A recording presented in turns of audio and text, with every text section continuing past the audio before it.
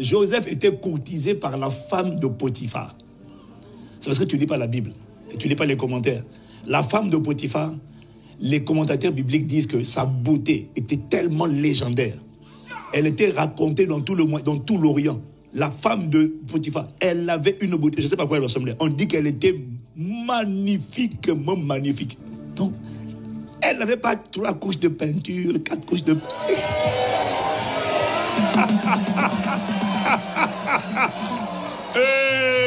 Elle avait ses cheveux. Faut pas, hein? Ok. Mais tu es jeune. Tu as tous tes cheveux pour toi. Non, mais je ne suis pas contre. Mais quand tu mets ça tous les jours, c'est pas utile. Bon, alors... Non, mais assure-toi que ça ne t'abîme pas les cheveux, hein? Mais c'est surtout les maquillages qui m'inquiètent. Non, je suis un père de famille. Je suis inquiet parce que... Une couche, 2 couches, 3 couches. Ok. Mais les démaquillants que tu as, c'est bas de gamme. Et donc, ça lève, mais ça t'abîme la peau. Donc, mets un peu.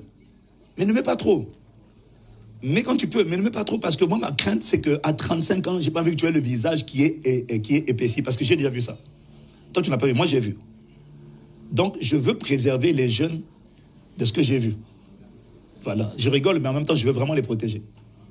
Tu comprends? C'est comme défrisage. Tu n'as pas envie de défriser tout de suite. Tu défrises pourquoi? Bon, excusez-moi, je vais là où l'esprit me conduit. Hein?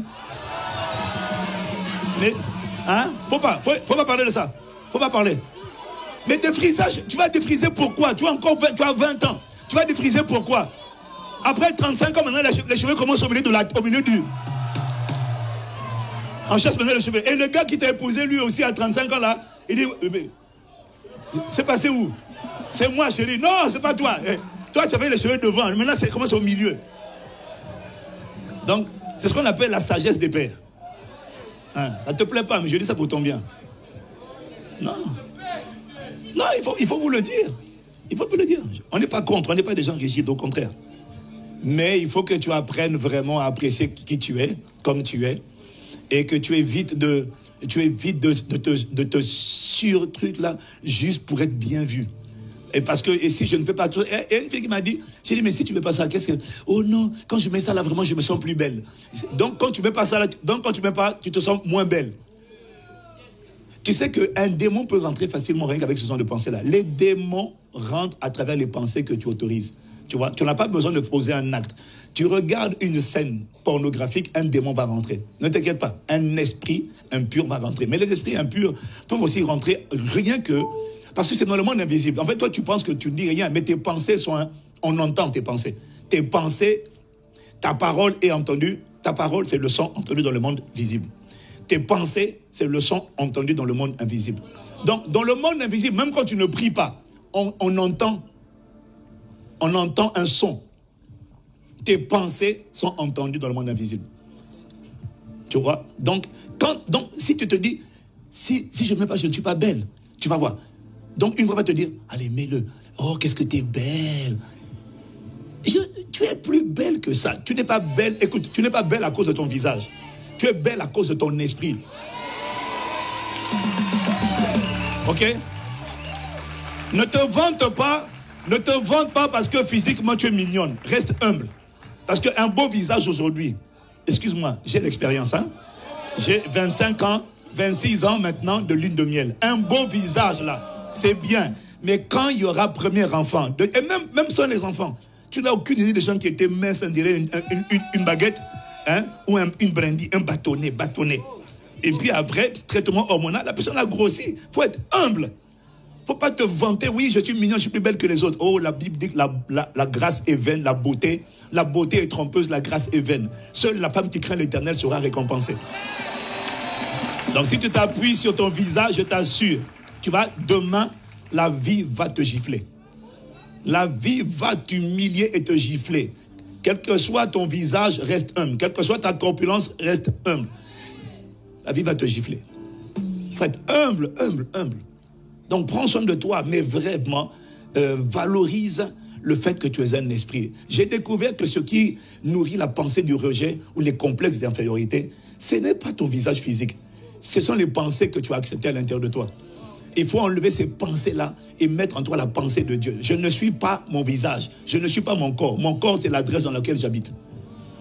Mon corps, c'est la véritable adresse, c'est mon corps. Je suis un esprit. J'ai été créé à l'image de Dieu. Je suis une créature merveilleuse. Parce que la vérité, c'est quoi? L'identité que tu as, le portrait que tu as de toi-même est basé sur ce que tu as entendu.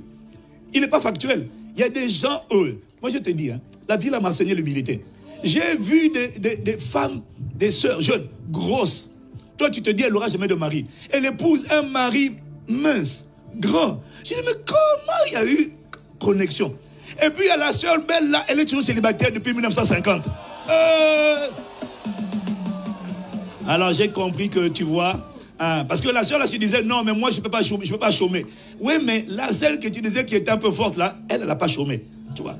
Donc, la vie là est bizarre. Il faut vraiment être humble. Et en fait, j'ai découvert que, tu vas voir, elle a peut-être l'air d'avoir beaucoup de forme, mais elle a attiré le gars par ce qu'elle dégageait. Elle ne se sentait pas n'importe qui. Elle se sentait belle. Moi, j'ai vu des gens, hein. T'as dit, toi, tu peux dire, elle n'est pas belle. Mais ce n'est pas ce que toi, tu dis d'elle. C'est ce qu'elle pense d'elle-même qui est stratégique. Voilà pourquoi tu dois travailler ce que tu penses de toi et non ce qu'on dit de toi. Voilà pourquoi tu dois cette année avaler le livre comme tu ne l'as jamais fait. Tu ne pourras pas empêcher les gens de penser à ton sujet ce qu'ils pensent. Mais tu peux changer ce que toi tu penses, parce que ce qui est plus important, ce n'est pas ce que les gens pensent, c'est qu'est-ce que toi tu dis de toi. C'est ça qui compte. Et c'est ça qui construit l'estime personnelle. C'est ça qui construit l'identité. L'élément le plus important sur la pièce d'identité, ah oui, c'était la question que j'ai posée aux jeunes là. Hein? C'est ça, hein? Quel est l'élément le plus important sur la pièce d'identité? C'est la photo. Ben oui, l'élément le plus important sur la pièce d'identité, c'est la photo. Pourquoi? Parce qu'il y a plusieurs faux passeports. Les gens font, il y a des gens, ils ont plusieurs pièces d'identité. Ok? Je parle des films d'espionnage. Hein? C'est pas le même nom. Mais tu vas voir qu'ils passent à chaque fois les frontières. Le plus important, c'est la photo. Donc, dans ton identité, le plus important, c'est pas ce qui est écrit. Nom, prénom, ville d'origine. C'est quel portrait tu as. Quel est le portrait que tu as de toi. C'est ça qu'on regarde en premier. Tu vois? Tu vois, c'est pas ce que tu fais qui définit ce que tu penses de toi. C'est ce que tu penses de toi qui compte. Et c'est pas parce que j'ai raté 3 fois que je suis nul. Je ne suis pas ce que je fais. Je suis ce que je suis par la grâce de Dieu. Et c'est tout. Le problème, c'est qu'est-ce que Dieu dit que je suis. Et c'est là où on a une génération que Satan a réussi à décimer. Parce qu'elle dépend de l'affirmation des gens. Et c'est pour ça qu'il y en a qui mettent 5 couches de peinture. Plus la perruque là. Mais mais la perruque là. Mais au moins mettez ça bien. Je dépose, je suis parti, je m'en vais. Vous ne voulez pas la vérité, vous voulez pas. Mais il faut bien mettre ça. Mais on ne doit pas voir le... Shakata parakata. Mais je suis en train de vous aider. Je suis en train de vous aider. La Bible dit que les blessures d'un ami prouvent sa fidélité. C'est parce que je t'aime, ma fille. Je dois te dire les choses. Parce que je vais te dire une chose. Hein.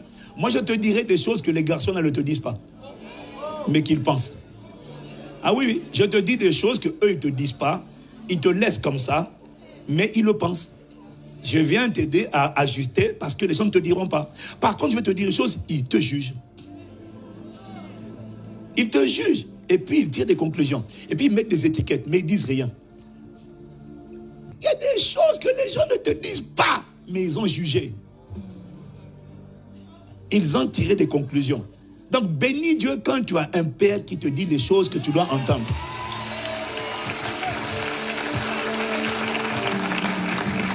Oui, je vous dis. Les gens ne disent pas. Ils ne disent pas.